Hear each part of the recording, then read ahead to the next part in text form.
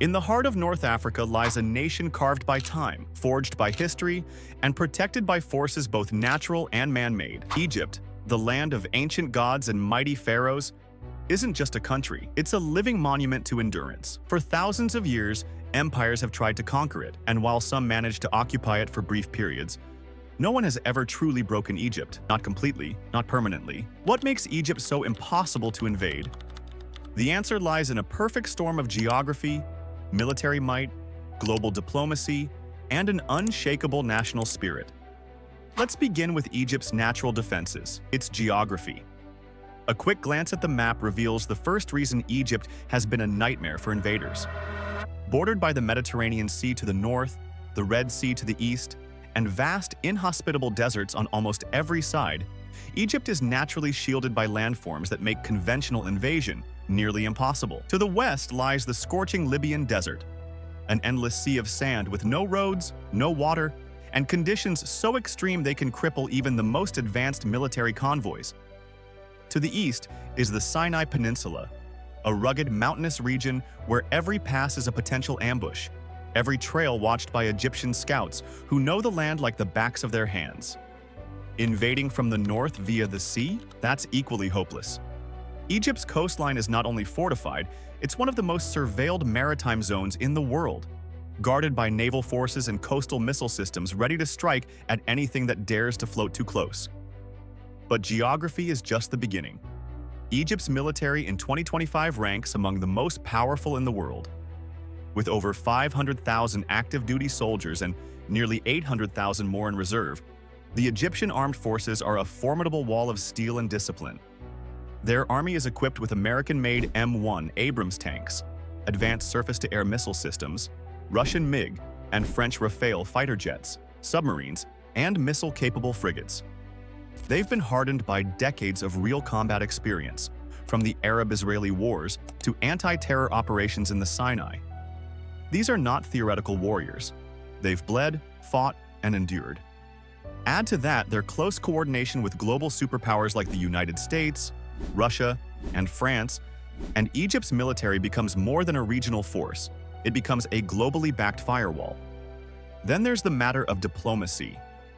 Egypt sits in a unique position geopolitically, bridging Africa, the Middle East, and the Mediterranean. And because of this, it enjoys support from both Western and Eastern powers.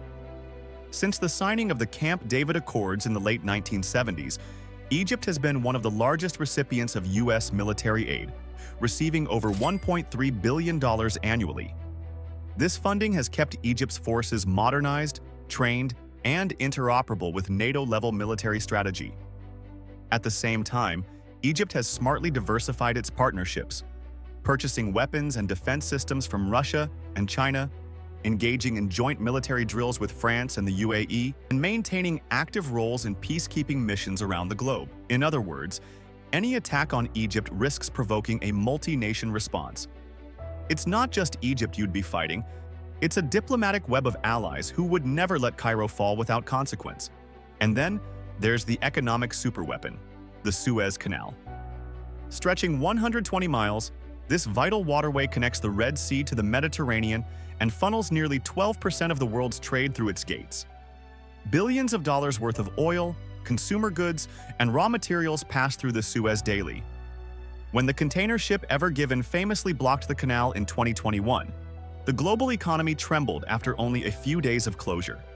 Egypt controls this choke point, and with it, holds enormous leverage over the global market. Any invader would have to weigh the economic catastrophe of disrupting the canal. And that's assuming they could even get close to it without triggering a global backlash. But what about the people? In Egypt, the strength of the nation doesn't lie only in weapons or strategy. It lies in its people. With a population of over 100 million, Egypt has one of the most united and nationalistic societies in the Arab world. Egyptian identity is steeped in 7,000 years of civilization. This is a country that has withstood invasions from the Hyksos, Persians, Greeks, Romans, Arabs, Turks, French, and British. And each time Egypt absorbed the invader, outlasted them, and emerged stronger. The Egyptian people are fiercely protective of their homeland. In times of war, they don't just support their soldiers, They become them. An invader wouldn't face just the Egyptian army. They'd face a civilian resistance spanning Cairo to Aswan. Every street, every neighborhood, every mosque and market would become a fortress. Speaking of Cairo, invading it would be the final nightmare. With over 22 million residents, Cairo is not just a city. It's a megacity. A dense, complex, fast-moving maze of humanity. Urban warfare in such a place would cripple even the most advanced modern armies. Every alley, every rooftop, every crowded market would be a potential battleground.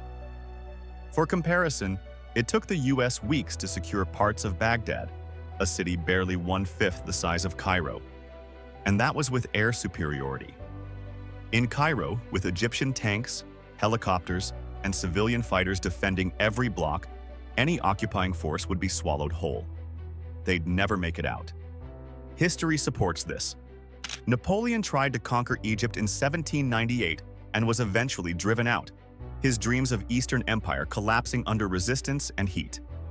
The British occupied Egypt in the 19th century but never truly controlled it. They faced decades of rebellion until Egypt won full independence. The Ottomans held it nominally, but were forced to share power with local Egyptian rulers. Even modern military adversaries like Israel, who fought Egypt in multiple wars, never succeeded in fully breaking the Egyptian defense. Egypt has been challenged time and again, but never defeated. So what makes Egypt impossible to invade? It's not just the unforgiving deserts, or the ironclad military, or the global alliances, or even the control of world trade. It's something deeper. Egypt is protected by legacy, by pride, by a national soul that refuses to be conquered. To break Egypt, you'd have to break its people, its geography, its partnerships, its history, and most of all, its will. And that has never been done, and likely never will.